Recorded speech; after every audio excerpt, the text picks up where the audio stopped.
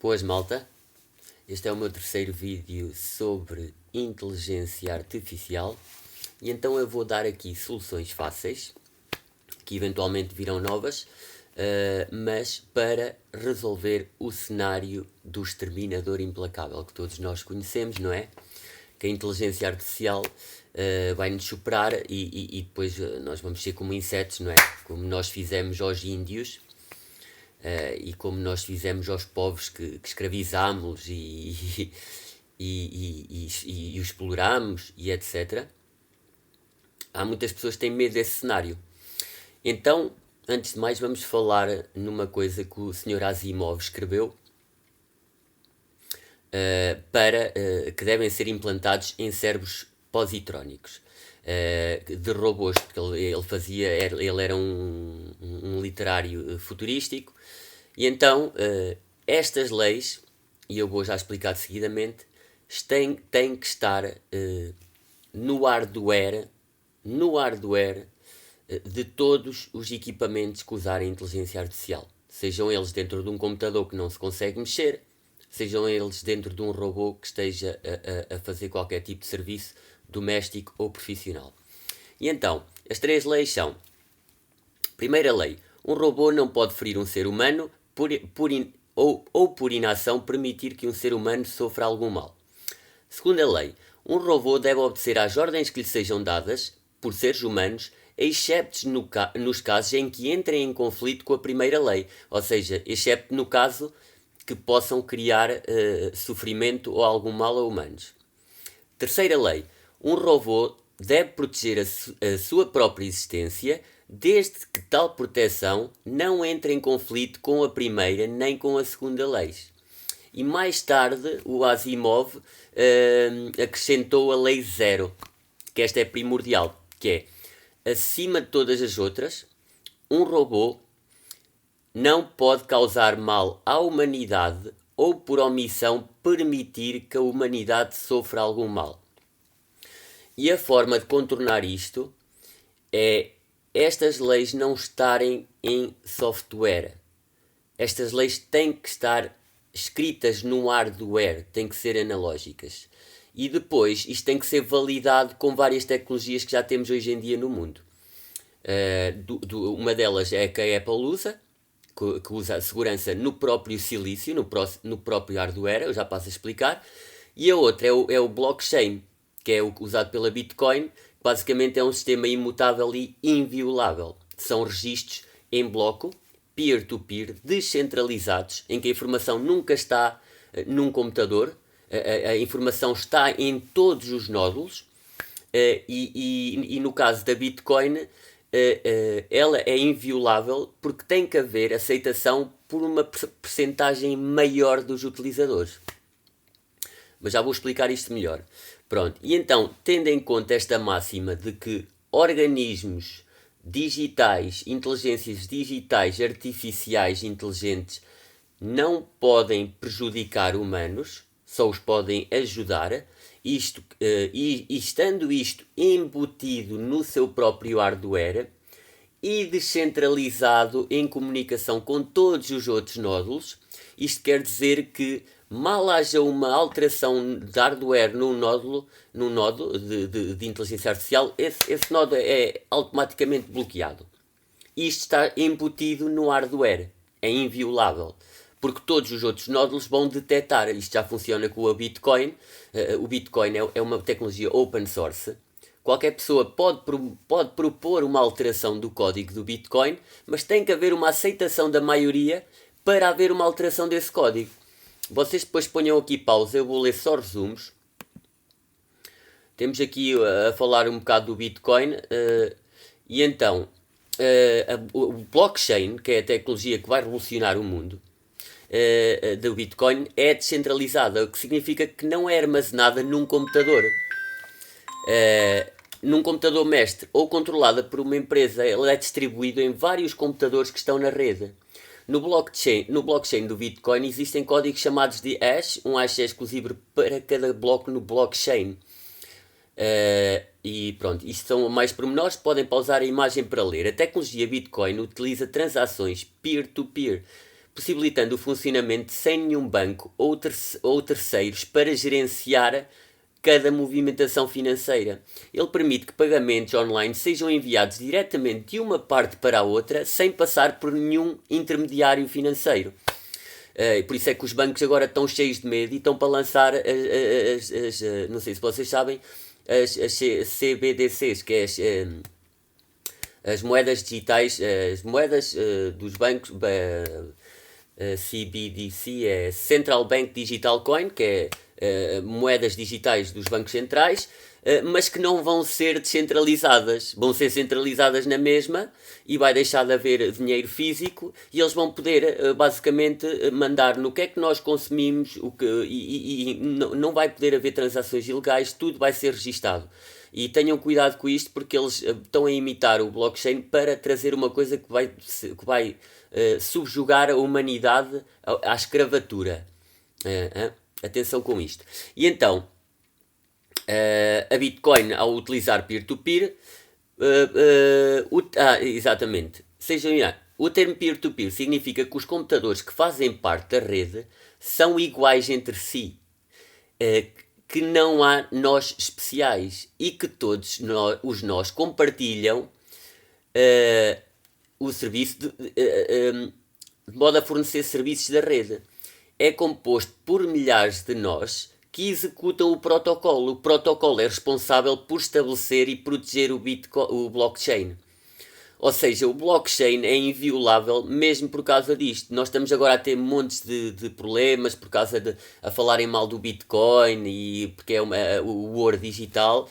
Porquê? Porque nós, utilizadores, estamos a dar o nosso poder às wallets, que acabam por ser bancos, que são intermediários que trocam várias moedas digitais e trocam umas com as outras, e nós, utilizadores, damos o poder a essas wallets, como ainda agora aconteceu o Sam Bankman-Fried, basicamente fez o maior desfalque da história, foram trilhões, porque ele basicamente usou o dinheiro dos clientes que tinham lá posto o dinheiro na wallet. Mas se a pessoa tiver uma wallet portátil, que pode sempre ter uma wallet, um disco, onde é armazenada a sua informação, e não der o poder do seu Bitcoin, da sua moeda digital, a uma wallet que é centralizada, ela nunca perde o Bitcoin, nunca perde a sua moeda digital. O blockchain é completamente inviolável. E então, vamos falar aqui um bocadinho de blockchain. Cada transação é registada como um bloco de dados. Essas transações mostram a movimentação de um ativo, que pode ser um produto, uma propriedade intelectual. O bloco de dados pode registar informações que tu definires: quem, o quê, quando, onde, quanto e até a condição de tudo isso. Pronto, estes blocos formam uma cadeia de dados que acompanha a movimentação e a mudança de propriedade de um ativo. Os blocos confirmam a hora exata, a sequência das transações e estão vinculados de forma segura para impedir que um bloco seja alterado ou inserido entre outros blocos. E agora, as transações são incluídas numa cadeia irreversível. É irreversível, é uma blockchain. Cada bloco adicional reforça a verificação do bloco anterior e, consequentemente, de toda a blockchain, de toda a cadeia de blocos. E eles são inalterados, são imutáveis. Ou seja, isso torna o blockchain inviolável e imutável. Um agente mal intencionado não pode adulterar as informações, pois todos os outros membros da rede têm o livre-arbítrio e razão confiável das transações, porque tem que haver uma aprovação pela maioria. E se a maioria da inteligência artificial, mesmo que quisesse decidir virar-se contra os humanos, isto estaria embutido no hardware, num chip em hardware. Nós temos o cenário do Eu Robô, não é? Que eles têm um chip que os controla e eles partem o chip e deixam de ser controlados, não é?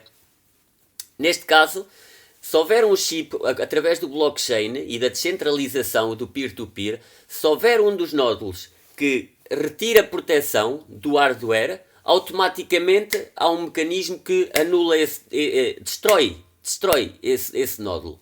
Ou seja, é inviolável. E há outras formas, depois com computadores quânticos, nós vamos conseguir completamente contornar isto. Pronto, e para falar aqui um bocadinho da segurança da Apple, que é a mais evoluída, que é embutida no hardware, para que o software seja seguro, ele tem que se basear em hardware que tenha segurança integrada. É por isso que os dispositivos da Apple têm recursos de segurança projetados em silício. Eles estão projetados no próprio silício, no próprio analógico hardware dos mecanismos. Por isso é que depois de vocês perderem um Apple ID de um iPhone, podem mandá-lo para o lixo. Só trocando o chip, não dá mais. Enquanto que qualquer... Eu consigo alterar, consigo um telemóvel que foi posto um ID da Google. Há sempre maneiras com software, nós vamos lá e conseguimos cracar o sistema. Com o iPhone é impossível.